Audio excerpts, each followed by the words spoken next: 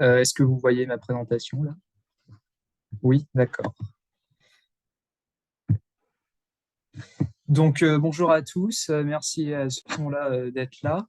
Je vais vous parler aujourd'hui des ornements dans la musique baroque. Enfin, les ornements, c'est ce qui caractérise, en partie la musique baroque. Donc, c'est important dans la musique baroque. Donc, au cours de l'exposé, je vous propose qu'on s'intéresse d'abord aux différents ornements qu'il existe. Ensuite, on va comparer la manière d'exécuter les ornements à travers les époques. Donc, on va surtout s'intéresser à comment on interprète les ornements dans l'époque baroque, mais on va comparer aussi avec l'époque classique et l'époque romantique. Et finalement, on va voir pourquoi on utilise des ornements et quand est-ce qu'on les utilise. Alors, pour commencer, je me permets de faire un rappel rapide des différentes périodes de la musique. Donc, d'abord, nous avons de 1600 à 1750, donc l'époque baroque. Là, je vous ai mis quelques compositeurs. Donc, Claudio Monteverdi, qui est un des premiers compositeurs de la musique baroque, qui est à la frontière de la Renaissance et du baroque, mais on a aussi d'autres compositeurs comme Jean-Baptiste Lully qui influence beaucoup le style français, et le style français va aussi avoir une influence sur le style de certains compositeurs, notamment Handel et Telemann, que vous pouvez voir ici.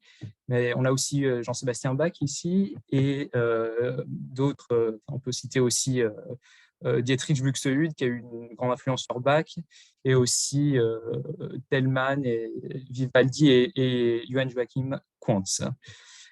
Donc en 1750, Bach meurt, et donc les musicologues qui sont contemporains décident de placer la frontière entre le baroque et le classique à cette date-là, mais il faut savoir que à l'époque, on ne voyait pas la différence comme on la voit aujourd'hui, donc c'était moins clair. Donc, on passe à la période classique quand même, à partir de environ 1750. Donc là, on a des compositeurs comme Johann Christian Bach, ou Jean-Chrétien Bach en français, le Chevalier de Saint-Georges, qui est un violiniste, et Mozart, par exemple. On a aussi Haydn. Et donc, cette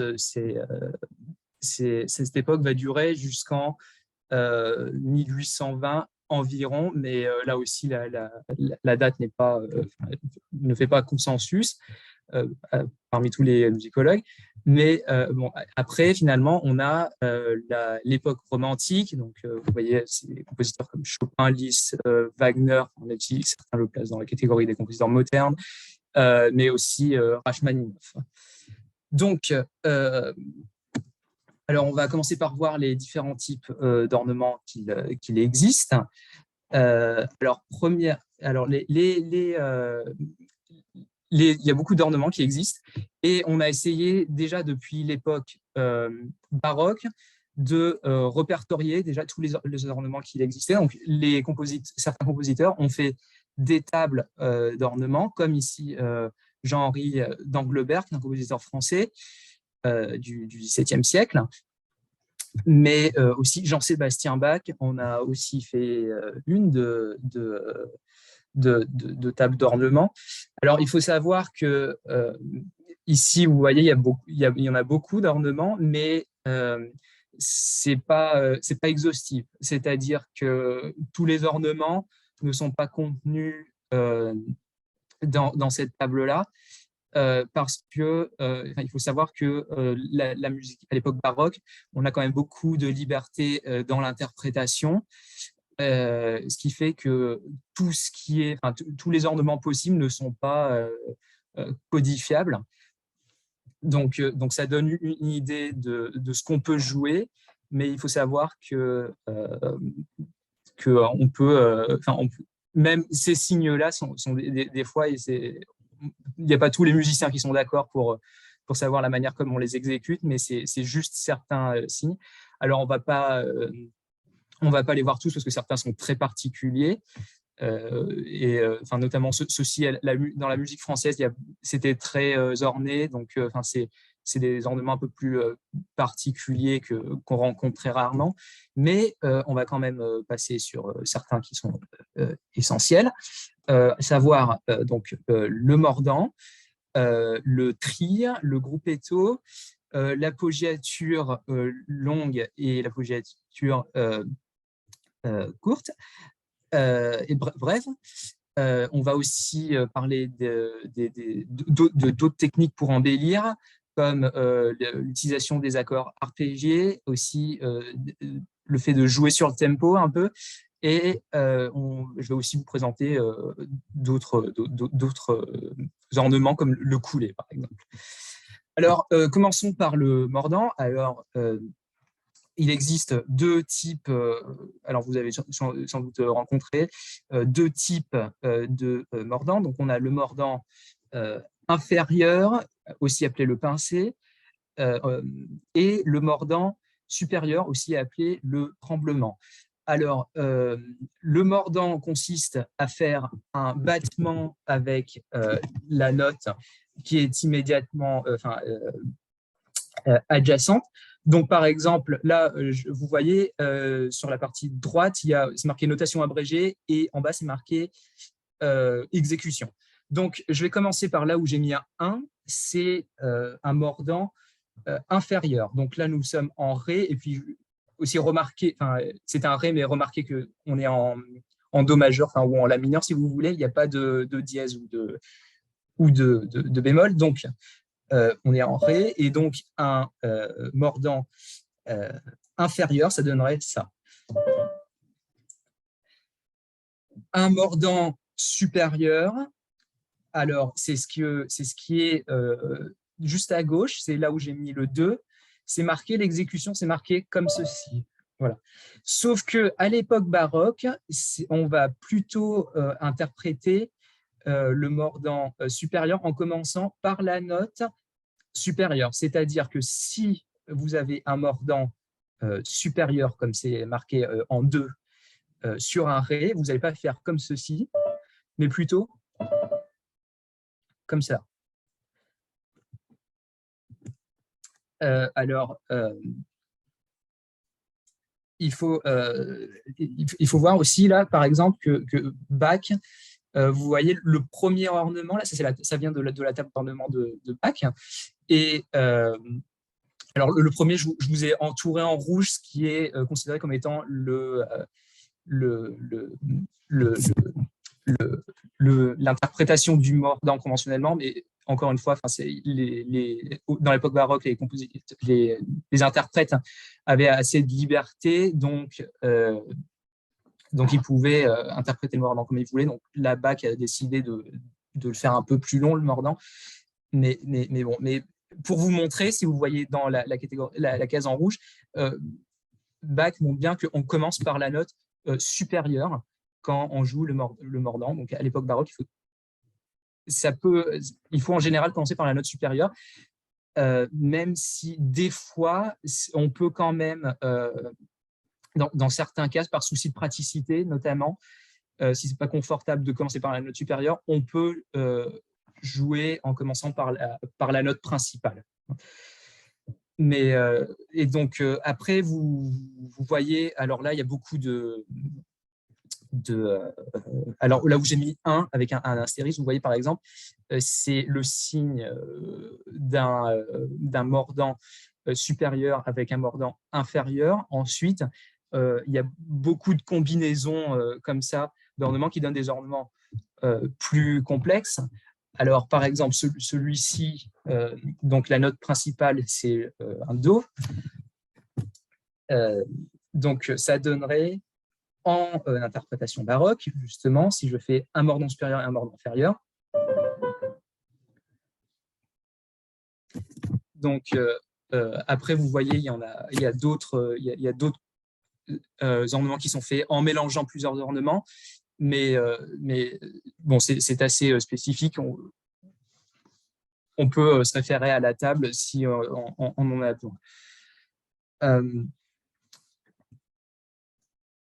Alors aussi, je voudrais juste pour un type de mordant qui est un peu plus particulier, mais qu'on va quand même rencontrer assez souvent, notamment si vous jouez de la musique baroque française. C'est ce que Danglebert, dans sa table d'ornement, appelle le tremblement appuyé, parce que je vous rappelle que le mordant supérieur peut aussi être appelé tremblement. Donc, vous voyez en haut à gauche, c'est le deuxième ornement. Et c'est une barre avec le signe du tremblement, donc le tremblement appuyé. Donc en fait, ça consiste à faire la même chose que le tremblement, donc que le mordant supérieur normal, mais on va juste faire durer plus longtemps la première note. Et donc la première note, je vous le rappelle, c'est la note supérieure, pas la note principale dans ce cas-là. Donc ça va donner ça. Par exemple, là, c'est un Do. Donc, voilà. Donc, dans cette caisse de d'Anglebert, justement, là, nous sommes en si bémol majeur. Je vais jouer la partie qui est en rouge. Hein. Ça donnerait ceci. Je vais jouer, il y a différents ornements, donc vous allez voir la différence.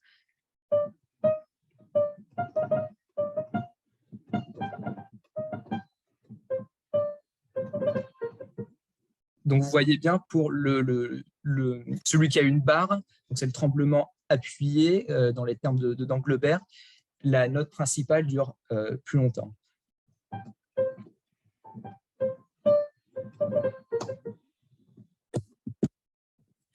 Donc maintenant, nous passons au tri. Alors, le tri, c'est un peu le même principe que le mordant. Ça consiste à faire des battements entre une note principale et une note adjacente. Et donc, on distingue normalement trois parties pour exécuter un tri. Donc, il y a premièrement la préparation, ensuite les battements du milieu, et ensuite la terminaison. Alors, vous voyez, le tri, comme vous le savez sans doute, se note par le signe TR, où on peut aussi rencontrer des fois TR avec la vague à côté. Souvent, c'est pour indiquer des tris qui durent assez longtemps, comme là dans le cas d'une ronde. Alors, la préparation, c'est tout simplement la note par laquelle on commence le tri. Le battement, c'est au milieu, comme je vous disais. Et la terminaison, c'est la note ou le groupe de notes par lesquelles on finit le tri. Et je vous ai justement surligné en jaune l'étape de préparation et l'étape de terminaison, puisque c'est ce qui nous intéresse dans le baroque, parce que c'est spécifique dans le baroque. La préparation et la terminaison ne se font pas souvent comme à l'époque romantique ou à l'époque classique. Alors, la préparation, déjà pour commencer, on commence, comme pour le mordant supérieur, on commence par la note du dessus. Donc là, je vais vous jouer un extrait de Handel, donc ça vient des feux d'artifice royaux. Je vais jouer ce qui est en rouge, mais oui, je vais jouer ce qui est en rouge.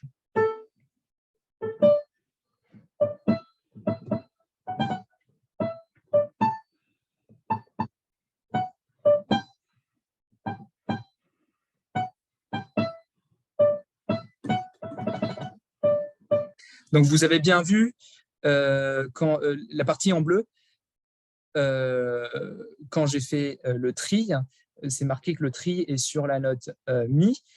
À ce moment, j'ai commencé par le Fa. Voilà, donc ça, c'est surtout spécifique à l'époque baroque. Des fois, dans le classique, selon les compositeurs, on commence par la note du dessus ou la note principale, mais en tout cas, dans le baroque, c'est toujours la note du dessus pour les trilles. Donc,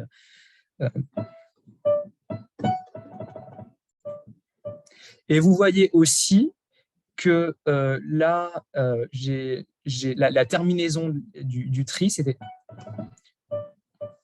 Donc là, j'ai fini avec une note, avec un Ré. Et par contre, vous voyez ici, là, c'est un extrait de Mozart que je vous ai mis, là où il y a le tri sur le long tri sur la ronde, vous voyez que ça finit avec deux notes. C'est…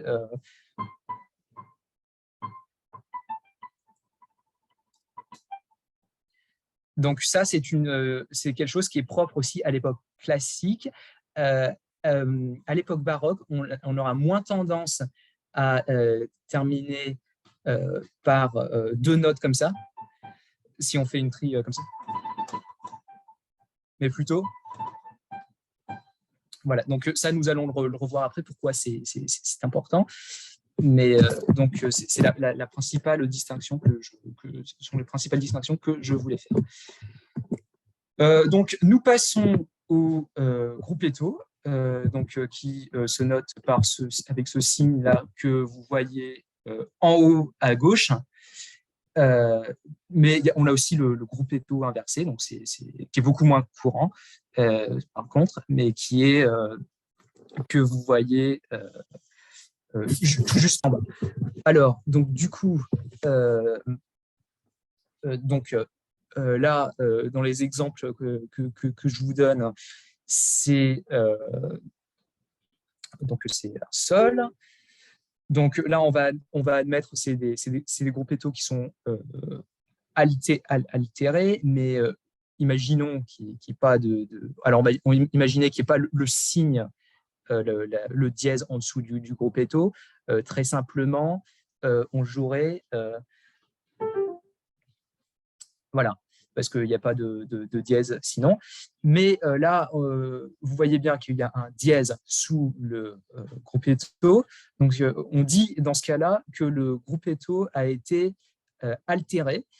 Et donc, le gruppetto peut s'altérer par un dièse ou un bémol aussi. Donc, en fait, on vient rajouter une information supplémentaire sur la manière dont il faut jouer l'ornement. Et donc là, si vous voyez, il y a un dièse sous le gruppetto, donc vous allez jouer au lieu de…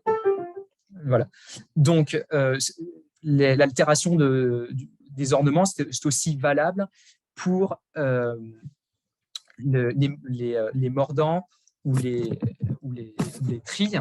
Donc, quand là, je n'ai pas d'exemple sous la main, mais si vous avez le mordant avec un dièse ou un bémol, c'est pour changer la manière dont c'est joué.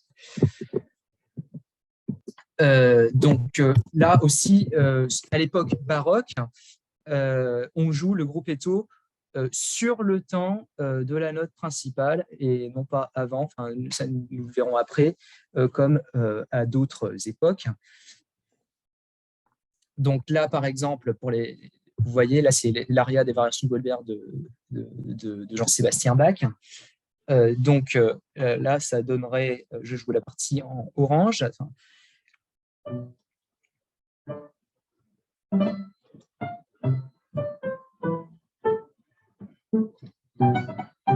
Voilà, donc vous voyez bien, j'ai joué le gruppetto sur le temps même, donc, et pas à un autre moment. Donc maintenant, nous passons à l'appoggiature longue. Ça tombe bien parce que justement, j'en ai joué dans le passage que je viens dans ce passage-là. Donc en fait, l'appoggiature longue, ça consiste à… donc c'est noté là, comme vous voyez, avec une note avant la note principale. Et ça consiste à retarder l'exécution de la note principale. Et donc, à l'époque baroque, l'appoggiature longue se joue sur le temps aussi. Donc, c'est-à-dire que là, je vais jouer encore extrait des variations Goldberg.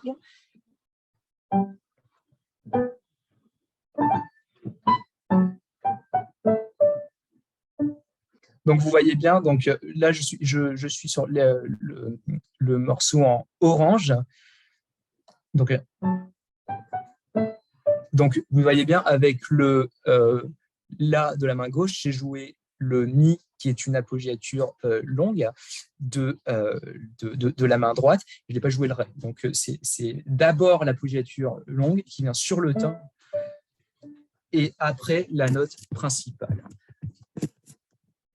Et donc, la note principale, avec l'appoggiature longue, est souvent retardée de la durée de la note de l'appoggiature longue. Donc, après, nous avons l'appoggiature brève, aussi appelée acciaccatura, donc avec le terme italien. Là, vous avez une note avant, sur la notation avant la note principale, sauf que cette note est barrée. Donc, l'idée, c'est la même idée que l'appoggiature longue, sauf que le délai est beaucoup plus court. Et à l'époque baroque, la plupart du temps, on va jouer la note aussi qui, l'appoggiature brève, on va la jouer sur le temps même aussi, mais ça va être beaucoup plus court. Alors par contre, on ne s'attardera pas trop là-dessus parce que en fait, l'appoggiature brève n'est pas tellement utilisée dans le baroque puisque le terme acciaccatura n'apparaît qu'au XVIIIe siècle, mais ça n'a pas exactement le même sens que ça maintenant. Donc, dans l'époque baroque, on trouve assez peu d'appoggiature brève. Je peux penser, sauf à quelques exceptions, par exemple, si vous regardez la musique de Soler, c'est de la musique espagnole, donc, et dans le fandango de Soler, il me semble que vous pouvez en trouver. Mais là, par exemple, l'appoggiature brève est en fait, très caractéristique de la période classique. Donc là, c'est un extrait d'une symphonie du Chevalier de Saint-Georges. Donc là, du coup, ça, on y jouerait. Alors, je vais essayer de jouer la basse aussi pour vous montrer quand est-ce qu'on la joue. Donc,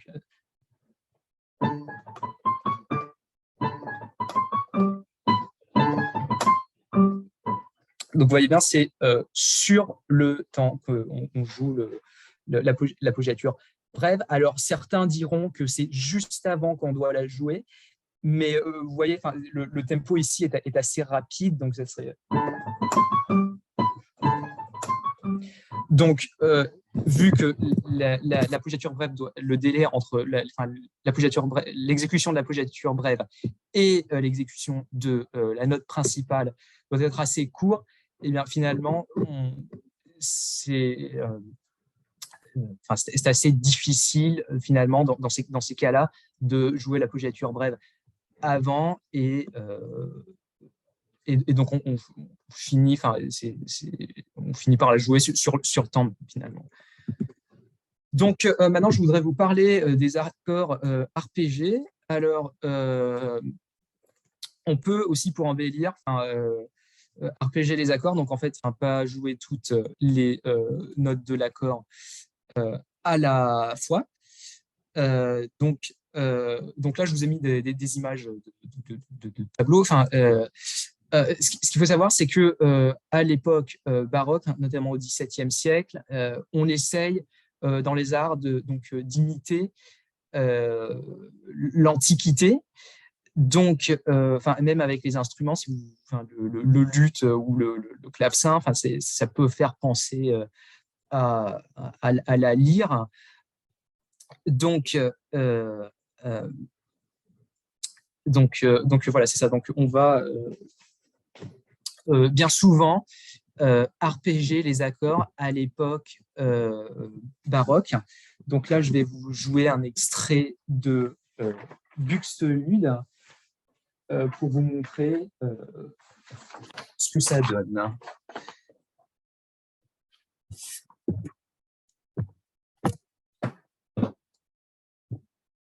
Donc,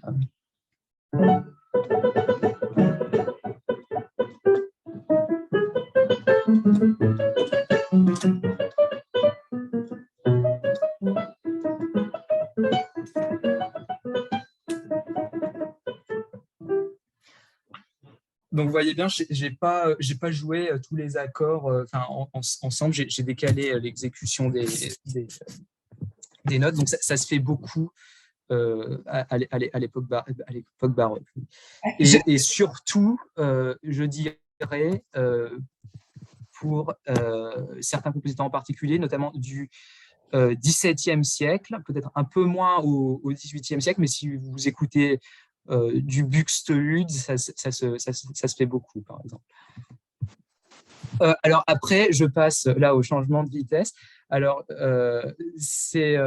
alors là, il n'y a pas de consensus là-dessus, parce qu'il y a certains qui disent, il y en a certains certaines personnes disent que les changements de vitesse doivent être réservés à la musique romantique. Alors, c'est sûr que la musique romantique, ça se développe beaucoup de changements de vitesse avec le rubato. Certains voient la musique qui vient avant ça comme étant une musique qui demande beaucoup de précision dans l'exécution, au niveau du tempo. Et c'est vrai pour la musique classique, mais on sait que pour la musique baroque, c'est pas tellement vrai. Puisque si vous lisez le traité de l'harmonie réduite à ses principes naturels de Jean-Philippe Rameau, qui est un compositeur français de l'époque baroque, mais qui était aussi théoricien, Rameau, il dit dans cet ouvrage-là qu'on peut tout à fait jouer sur le tempo. Et c'est d'autant plus vrai dans les pièces à caractère improvisatoire, comme par exemple là, ce que je suis en train de vous montrer, c'est la même pièce que je vais vous jouer, mais c'est juste quelques lignes un peu plus haut.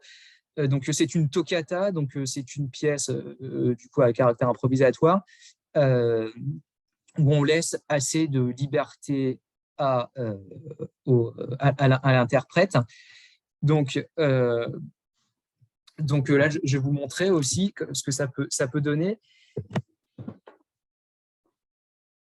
Donc je vais jouer ce qui est en orange, depuis un peu avant.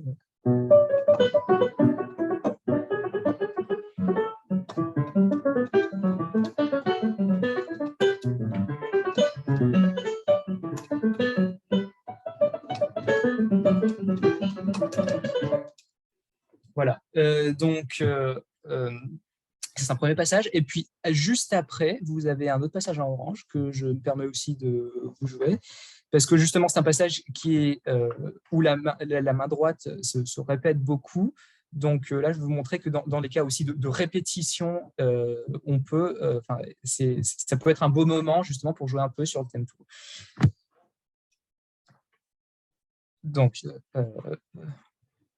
Donc, je reprends la mesure avant le cadre qui est surligné en orange.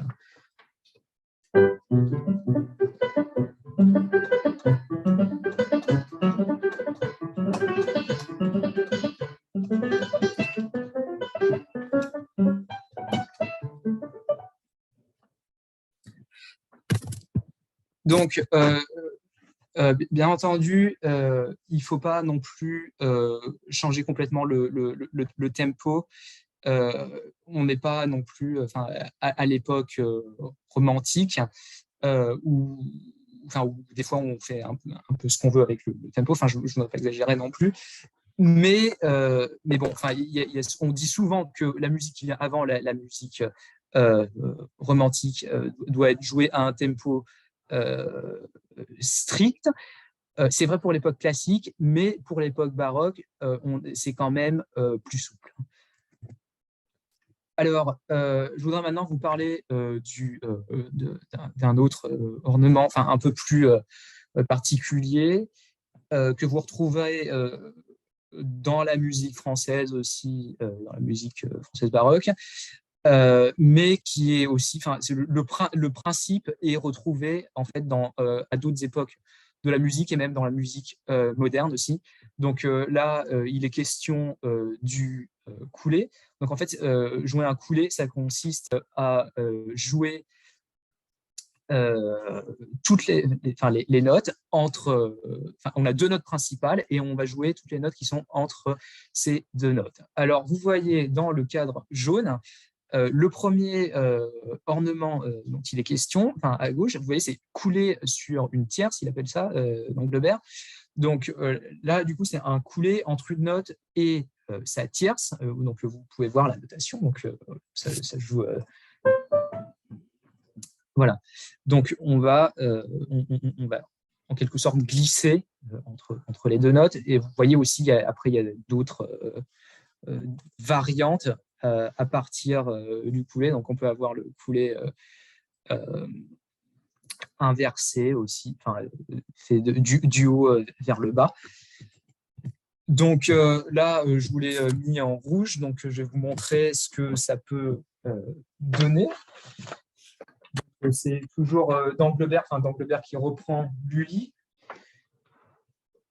Et puis, ça vous permet aussi de voir la différence avec l'exécution des autres ornements, parce que vous voyez que c'est quand même très orné.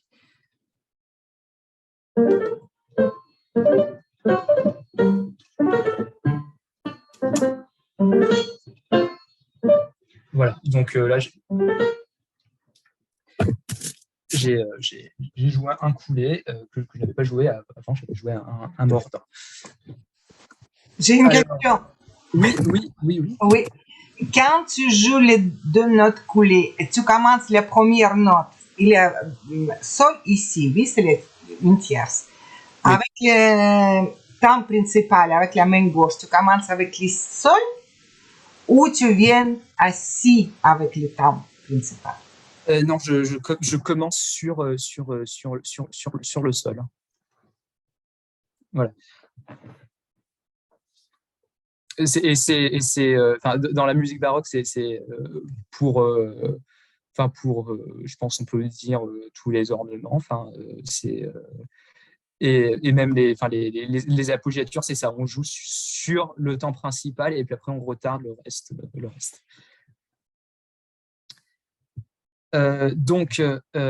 Alors, le couplet aussi nous sert pour vous introduire une autre manière d'orner, qui se retrouverait pas, par exemple, dans une table d'ornement, mais que j'utilise personnellement, régulièrement dans des pièces baroques.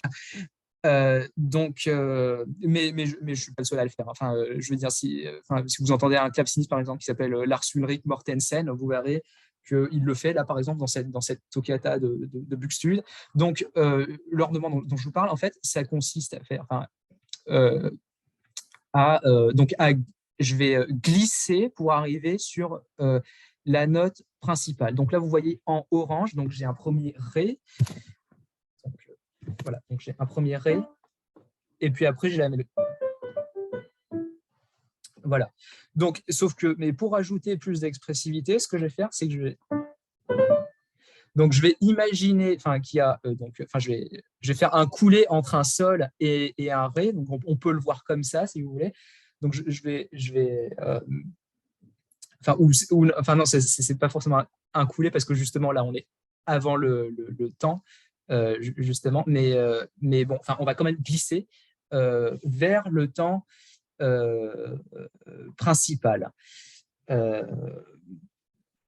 Donc, ça me permet de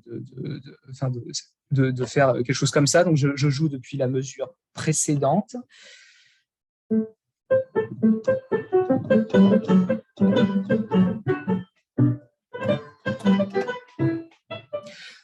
Donc voilà, vous voyez, le principe aussi, ça permet de porter l'attention sur le Ré.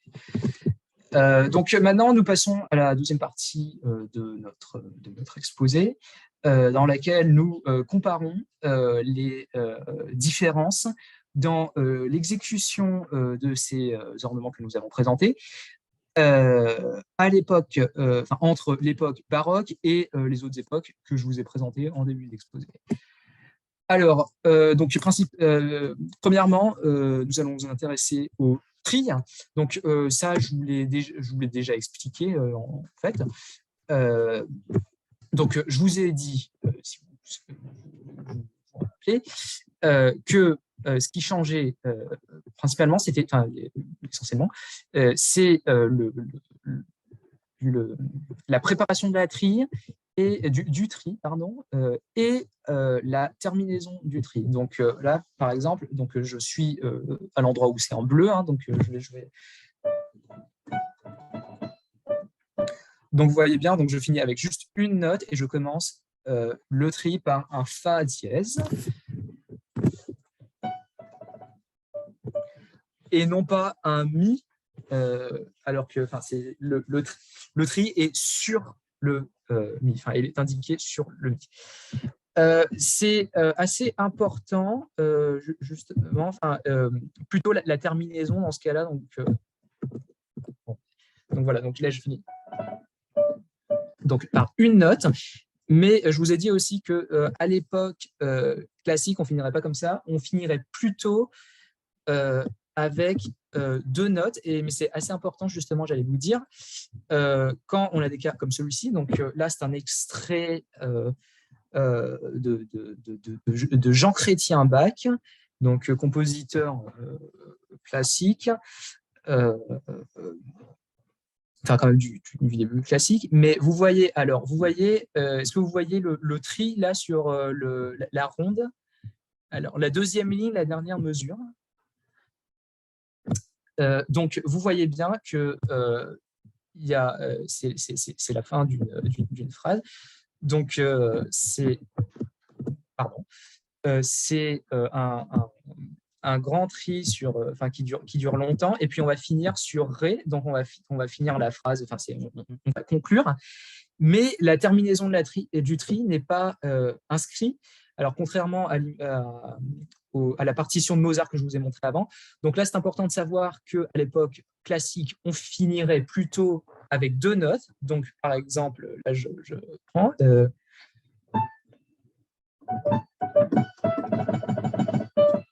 et non pas... Ça, c'est très baroque, mais ça, c'est très classique. Donc c'est important à savoir, dans ces circonstances-là, si ce n'est pas marqué, ou sinon aussi, si vous voulez composer aussi. Donc, c'est pas le même style. Donc maintenant, je passe aux différences dans l'exécution du mordant. Donc en fait, ça concerne le moment où on va exécuter le mordant. Donc là, ce que je vous montre, c'est un extrait de Chopin. Et puis vous voyez bien, là où c'est en rouge, il y a des mordants. Donc sur le premier temps dans la première partie, sur le deuxième temps dans la troisième case, et le premier temps, encore une fois, sur la troisième ligne. Et là, vous allez voir, le mordant, je ne vais pas l'exécuter sur le temps principal. Je vais l'exécuter tout juste avant de jouer, tout juste avant le temps. Donc, et la note principale va tomber sur le temps. Voilà. Donc, ça va donner quelque chose comme ça.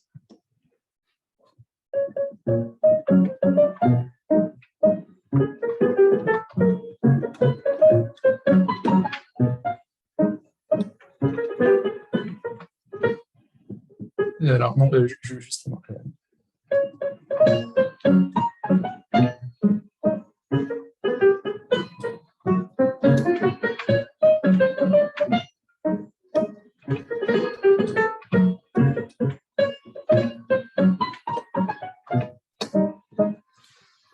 Et vous avez pu voir aussi que j'avais joué l'appoggiature brève tout juste avant de tomber sur le temps. Donc, en fait, ce que je dis pour le mordant est aussi valable pour les autres ornements que nous avons vus jusqu'à présent, et qui pourraient se retrouver dans la musique romantique, puisqu'il y en a quand même moins. Mais c'est ça, la musique romantique, on joue ces ornements juste avant le temps.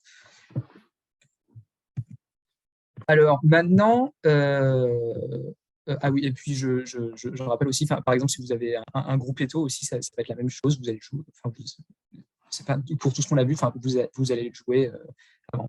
Donc, je passe maintenant à la troisième partie, et ça sera la dernière partie de notre exposé.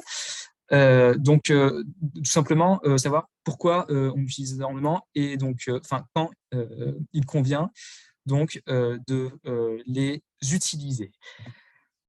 Alors, donc les fonctions des ornements, j'ai essayé d'en faire une liste.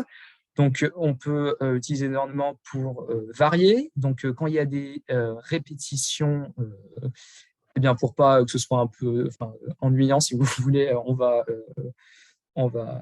mettre des ornements. Mais c'est pas juste que c'est ennuyant, parce qu'en général, les compositeurs font bien leur travail, si on se souvient d'eux. Donc, aussi, quand on répète et qu'on met des ornements, c'est pour donner plus d'expressivité. Mais là, on peut donner plus d'expressivité à des passages qui ne se répètent pas forcément. Donc après aussi, on peut orner beaucoup à l'époque baroque pour conclure un passage, et aussi pour rappeler la réponse des voix, mais tout ça on va le voir, donc et on va le voir. Alors là, je vous montre en rouge. Je vais prendre voilà, le premier passage en rouge, ça vient tout ça, ça vient de la cadenza du concerto brandebourgeois numéro 5 de Jean-Sébastien Bach, donc une pièce baroque. Vous voyez en rouge là, il y a un tri, et donc ce tri-là, en fait, là, je pense que ça tomberait dans la catégorie d'expressivité, bien sûr. Donc,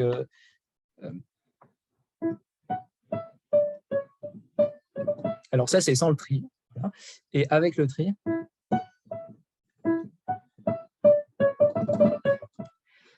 donc vous voyez, c'est plus expressif. Donc ça, je vous parlais une fonction des ornements qui était celle de donner plus d'expressivité. Ensuite, je vous parlais aussi de celle de varier, mais donc là, bien sûr, ça va avec la fonction. On varie, mais on donne aussi en même temps, quand on varie, plus d'expressivité. Donc là, je reviens sur ma toccata de Buxtehude. Donc on est un peu plus loin dans le passage, on est sur la partie de l'ostinato. Donc c'est quand la basse se répète, pour les accords. Donc là, je vais jouer la partie qui est en orange. Et puis, vous allez voir, je vais rajouter des ornements au fur et à mesure.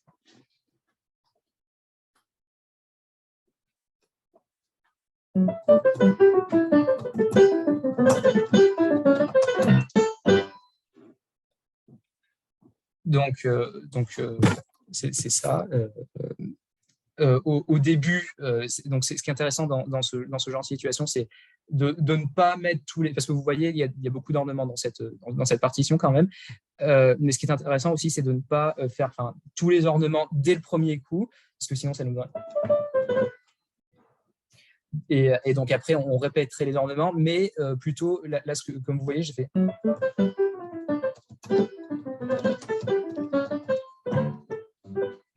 Donc, j'en ai rajouté au fur et à mesure. Donc, ça a été ça sert à donner plus d'intensité, mais graduellement au passage qu'on joue. Alors, donc je reviens. Voilà. Donc, pour aussi, je vous parlais aussi, on l'utilise aussi beaucoup pour conclure le tri. Donc, ça c'est beaucoup en musique baroque, et en fait, rares sont les pièces qui n'utilisent pas un tri ou un mordant à l'époque baroque. Pour un moment pour finir une phrase ou même pour finir la pièce en entier. Donc là, par exemple, je vais vous jouer. Alors là où il y a un carré en orange en bas à droite, je vais vous jouer cette mesure-là. Et puis là, vous voyez, je rajoute un tri sur le si, donc pour conclure la longue phrase qui vient avant. Donc,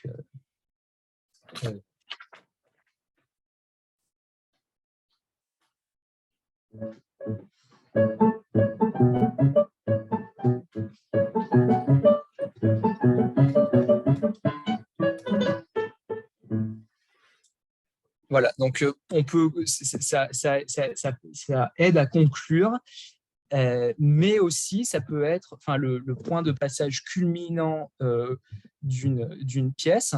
Et là, je pense notamment, là je suis toujours dans le concerto brandebourgeois, mais j'avance un petit peu. Alors, vous voyez, là, c'est là où il y a le carré orange. Et c'est encore une fois la fin d'une phrase, mais c'est un peu différent cette fois. C'est pas juste un outil pour fermer la phrase, c'est vraiment le point culminant, à mon avis, de toute la pièce. Donc, c'est à cause de l'expressivité que donne le tri qu'on peut conclure, mais on peut culminer à cet endroit-là, justement. Donc, je joue quelques mesures, depuis quelques mesures avant, mais j'attire votre attention sur l'endroit où c'est en orange.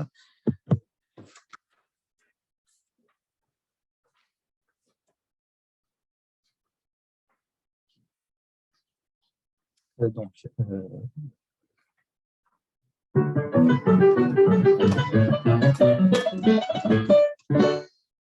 et donc là, si vous connaissez la musique, vous savez bien qu'il y a tout l'orchestre qui repart avec. Donc, c'est une sensation de culmination avec qui ne serait pas, ça ne serait pas la même chose si on n'avait pas le tri.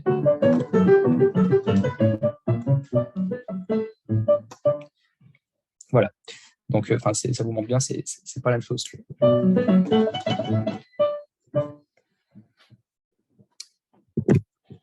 Et puis je parlais aussi alors, quand je vous parlais de rappeler l'indépendance des voix, je faisais notamment référence au contrepoint. Donc, dans la musique baroque, alors vous savez, c'est une époque où on compose en pensant à la polyphonie, en tenant en compte la polyphonie. Donc, il y a plusieurs voix et il n'y a pas juste une mélodie, comme c'est le cas dans la musique postérieurement, sauf certaines exceptions, là. Mais toutes les voix sont importantes. Donc, c'est vraiment un dialogue de voix, idéalement, là, dans la musique baroque. Et donc, je vous ai dit, donc, quand on rajoute des tris ou des mordants, etc., ça donne plus d'expressivité. Donc, vous pouvez, par exemple, donner plus d'expressivité à une voix du milieu ou à la basse, et non pas juste à la mélodie. Et donc, quand vous donnez de l'expressivité à la basse ou à une voix du milieu, souvent, les autres compositeurs, ils font pas attention à ces voix-là, des époques postérieures. vous rappelez qu'il y a plusieurs voix. Donc, vous rappelez que la basse, elle n'est pas juste là pour soutenir la mélodie principale. Elle est là. C'est une voix à part entière. Donc, si vous utilisez un ornement, vous le rappelez. Et puis aussi, j'avais aussi marqué, quand on improvise, alors comme je vous disais en début d'exposé, la musique baroque est une musique où on a quand même assez de liberté pour interpréter. Donc en fait, la musique baroque, et là je pense que c'est par rapport au classique et à l'époque romantique, c'est la seule époque où on peut à peu près jouer ce qu'on veut on peut jouer des choses qui ne sont pas marquées sur la partition. Je pense que c'est très important de le dire. On n'est pas du tout obligé de s'en tenir qu'à la partition, bien sûr jusqu'à un certain point, mais aussi de rajouter des ornements. Et donc, notamment, je vous ai parlé des accords arpégés, des mordants, des combinaisons de mordants supérieurs et inférieurs, aussi alors, vous vous rappelez quand je vous ai parlé du coulé, mais aussi de l'autre ornement que je vous ai dit, c'était un peu le même principe que le coulé. Donc là, du coup, on glisse sur les notes, donc on rajoute vraiment des notes. On peut le faire. C'est pas parce que c'est pas marqué sur la partition qu'il faut s'abstenir de le faire. Et donc, ça permet de donner un peu de l'originalité à ce qu'on joue. Et aussi, je rappelle aussi qu'à l'époque baroque, alors c'est pas quand on joue tout seul, mais quand on joue en groupe, quand vous jouez par exemple du piano ou du clavecin, vous avez la basse chiffrée, donc vous avez juste la basse, et puis vous avez là, je pense que vous le voyez, vous avez les chiffres dessous, et puis c'est à vous de regarder les chiffres et de jouer la main droite en fonction de ces chiffres-là. Donc, bien sûr, la main droite, il faut un peu qu'elle remplisse le vide. C'est pour ça qu'on parle de basse continue, mais la main droite doit aussi remplir ce que la basse ne joue pas. Donc, dans ces situations-là, les ornements aident beaucoup ici. Donc, finalement, je voulais parler des situations dans lesquelles il est préférable aussi de ne pas trop orner ou de choisir parfois des ornements plus simples à d'autres. Alors, la première raison pour laquelle je pense qu'il faut éviter d'utiliser des ornements, par exemple, c'est qu'on veut garder la clarté d'une mélodie. Quand on rajoute trop d'ornements, des fois, la mélodie peut se perdre. Et là, c'est justement, je vous montre. Alors, c'est un extrait de la toccata de Buxtehude, donc qui nous suit tout au long de notre exposé. Alors, vous voyez bien que si vous regardez la pièce en entier, vous voyez bien qu'il y a énormément de mordants. Et je ne sais pas si Buxtehude les a tous marqués, parce que j'ai vu une version du manuscrit où elles n'étaient pas là, mais je ne sais pas. Mais en tout cas, déjà, c'est assez difficile parce qu'on va à un tempo assez soutenu quand même. Donc, on ne peut pas, tout simplement par souci de praticité, les jouer tous. Donc, aussi, il faut savoir les sélectionner. Mais aussi, le problème, c'est que si on les joue tous, au-delà du fait que c'est impossible de les jouer, si on les joue tous, on finit par perdre peut-être la mélodie. Et c'est d'autant plus vrai dans le passage que j'ai marqué en orange. Donc, je vais vous le jouer et puis je vais vous le jouer.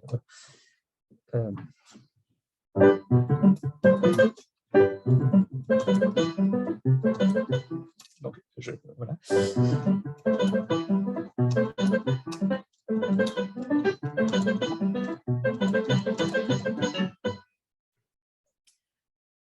Donc, avec des ornements, ça donnerait ceci. Enfin, avec, je ne vais pas les jouer tous parce qu'il y en a trop, mais.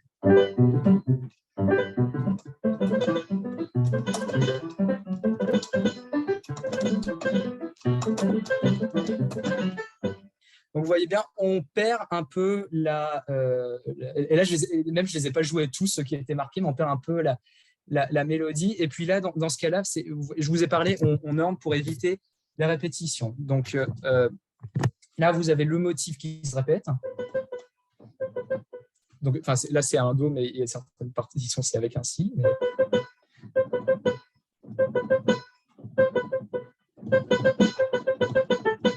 Donc, là, je ne choisis pas orner. Pourquoi? Parce que on met des ornements pour varier et pour éviter que, je vous disais que ce soit trop répétitif et pour donner plus d'expressivité. Sauf que là, dans ce cas-là, c'est peut-être un cas un peu spécifique, mais vous voyez bien, je pense qu'il y a une tension qui se crée justement avec la répétition de ce motif.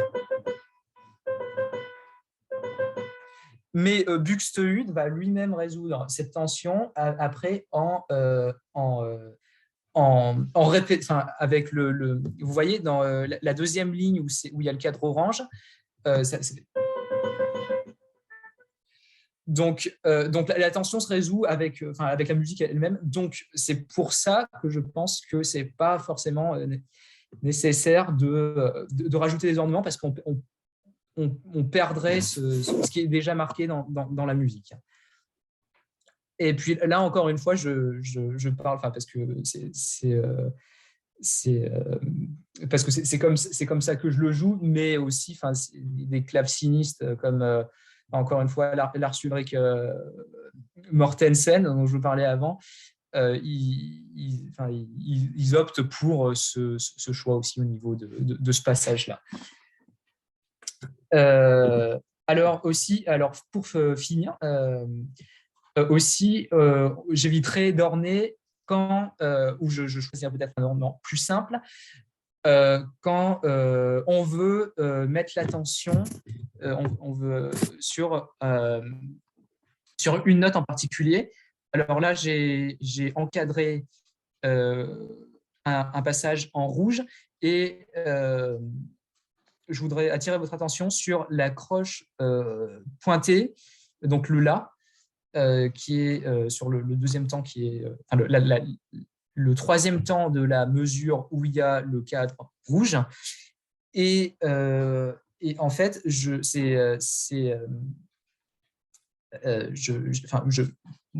après, ça dépend des interprétations de chacun, mais je trouve que le La, ici, mérite d'être mis en valeur. Donc, le problème, c'est que si vous mettez un mordant, par exemple, sur cela, et vous, en pensant le mettre en valeur, je pense que ça a l'effet contraire. Donc là, j'opterais plutôt pour un ornement dérivé du coulé, comme je vous ai montré avant. Donc là, je vais jouer avec les deux options.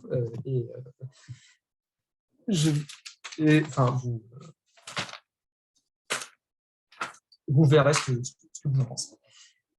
Donc, je reprends une mesure plus haut.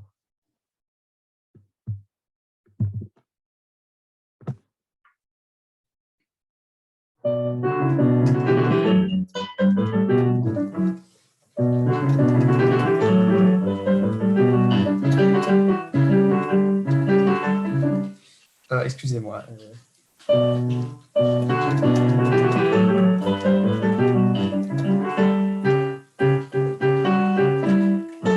Alors, le but, c'est donc juste d'arriver là, mais donc Donc, si vous faites un mordant sur le La ici, vous cassez un peu ce son, enfin déjà avec une tierce. Donc, moi, ce passage-là, j'ai plus tendance soit à le jouer directement, naturellement comme ça, ou en jouant en ajoutant ces deux notes-là pour préserver la clarté du La et du Fa dièse, donc de cet intervalle de tierces. Donc, la musique baroque a tendance à être très ornementée par rapport aux autres, mais il ne faut pas non plus les utiliser là où il faudrait plutôt opter pour la simplicité. Donc, je vous remercie. C'est tout. Je vous remercie pour votre attention. Merci.